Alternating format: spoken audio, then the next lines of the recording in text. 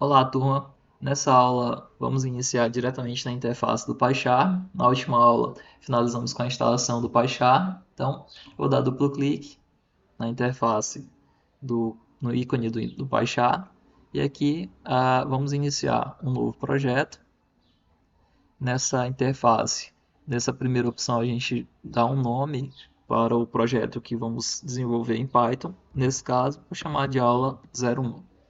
Não vou alterar nenhuma das demais opções, como o local em que os nossos projetos serão salvos, vou deixar tudo como já é padrão.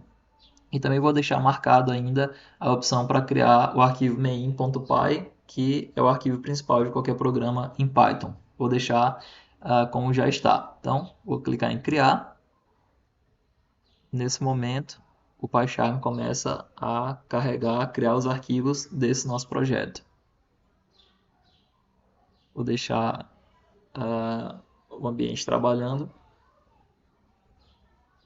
Então a gente vai acompanhando na interface aqui no centro, que o PyCharm está trabalhando para criar o nosso primeiro projeto. E aqui embaixo também a gente vai ver em algum momento carregando aqui alguns arquivos e diretórios. E ao passo que parar de carregar essas informações, a gente vai poder iniciar efetivamente programando na nossa IDE PyCharm. Aqui embaixo já está sendo exibido, está sendo carregado alguns arquivos. Vou deixar em tela cheia. Após que finalizar de carregar alguns arquivos aqui embaixo, a gente inicia efetivamente programando.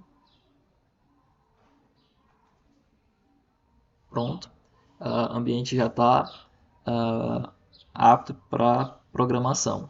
Então o arquivo main.py foi criado, conforme a gente viu na interface anterior. Estava marcado o checkbox para acontecer exatamente dessa forma. E o arquivo já está aqui aberto. Nós não vamos precisar de nenhum trecho desse código que já é default, ele é carregado por padrão pelo próprio PyCharm. Então, para iniciar, a gente vai começar a nossa, em termos de assuntos de Python, efetivamente, pelos tipos primitivos.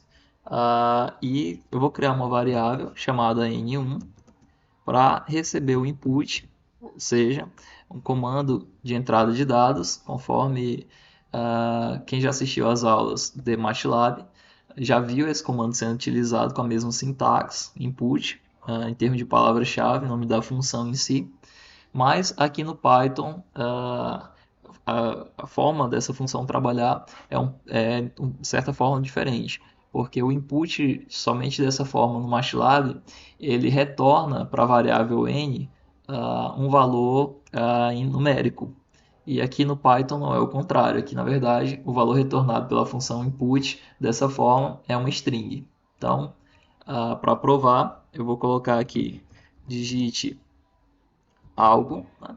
Generalizar, e na sequência, aqui embaixo, na linha 2, eu vou pedir para o Python me mostrar o que é essa variável n, mas não o valor que ela recebeu. Eu vou mudar aqui e vou colocar para ser exibido o tipo dessa variável n. Então, vamos iniciar dessa forma. A função input é uma função para entrada de dados e a função print é uma função para saída de tela. Vou executar o nosso programa, clicando aqui no botão executar.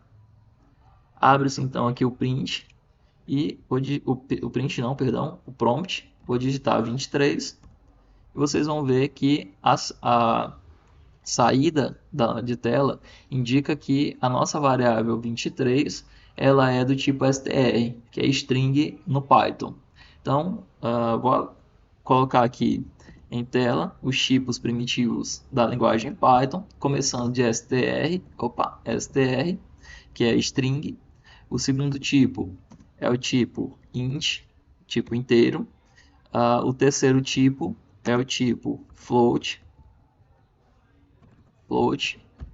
E por último, o quarto e último tipo primitivo é o tipo booleano.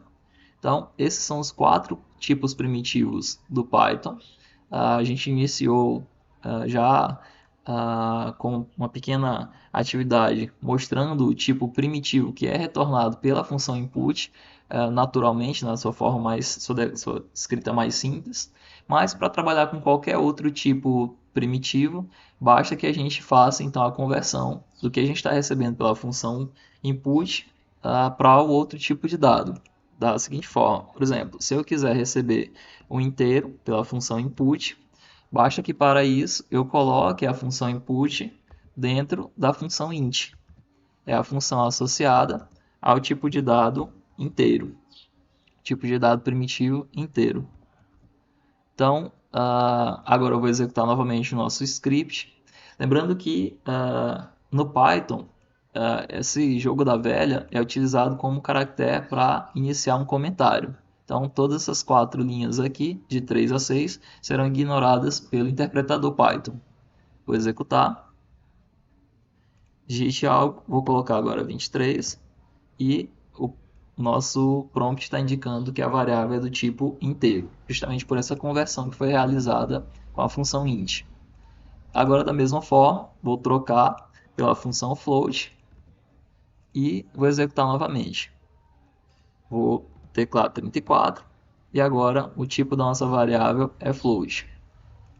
E por último, vou trocar o float por bool e o tipo agora retornado tem que ser booleano.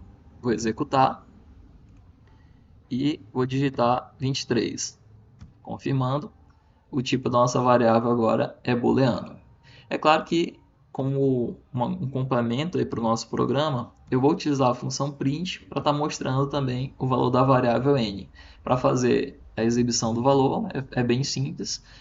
Existem outras formas de estar mostrando a saída do valor de n de uma forma mais completa, mais integrada a contexto, por exemplo, concatenada com texto, mas vou exibir de uma forma simples agora. Somente o valor mesmo vai ser exibido em tela. Vou executar. Então, digite algo, 34. No nosso caso, o tipo de dado é booleano e a resposta é true. Porque nesse sentido, a linha 1 ela analisa a seguinte situação.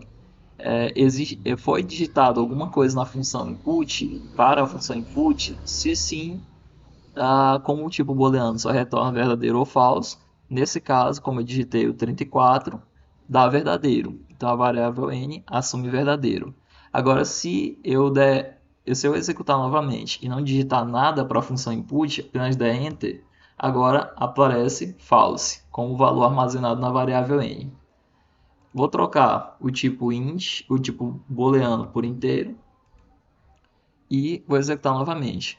Vou digitar aqui 23, vou dar enter, o tipo é inteiro e a saída, o valor que está armazenado na variável n, 23. Vou trocar agora por float, vou executar novamente, vou teclar 34 e agora o tipo da nossa variável n é float e o valor que ela armazena é 34.0, claro, tem que ter esse ponto zero, porque agora a nossa representação é em ponto flutuante, dado o tipo de dado primitivo float, ou seja, é o nosso número real da matemática. Então, a gente encerra a nossa aula por aqui, contextualização sobre os 4 tipos de dados primitivos e iniciando aqui com as funções de entrada input e a função de saída de tela print. A gente vai ver algumas formas de usar o print de uma forma mais complexa. A nossa aula inicial era focada em tipos de dados, a gente encerra por aqui.